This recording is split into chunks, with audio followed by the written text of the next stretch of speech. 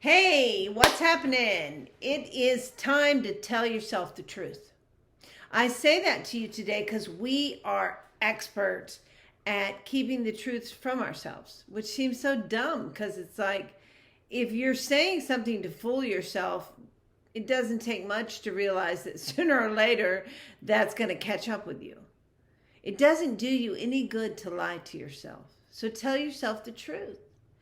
If you don't want to believe something about a friend of yours or a family member or a spouse or a pastor or something, and it keeps showing up, you keep hearing rumors about it, you keep finding evidence of it, funny little things happen that just don't quite make sense, then the truth is whatever you don't want to believe that keeps showing up is happening. If you keep thinking your child might be on drugs because their eyes are red and glassy and you don't know why they're coming home so late and you don't like the people they're hanging out with, then they're probably using drugs. If you're finding odd messages on your telephone, or you've heard rumors of your husband being out with somebody else, or anything like that, then your husband's probably not being faithful to you.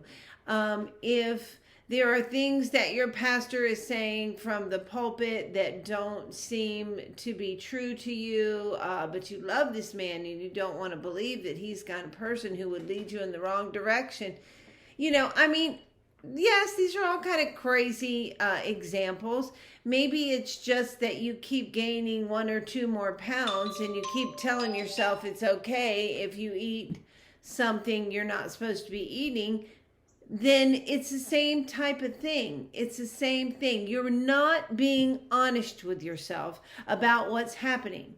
You're telling yourself something to make it okay for you to continue in that behavior, for that child to continue in that behavior. You think you're protecting yourself from something when actually you're making it worse. The longer and longer a situation goes on, that is something that you don't want to be happening, the harder it is to get out of. The harder it is for your child to stop using drugs, the longer they've used them.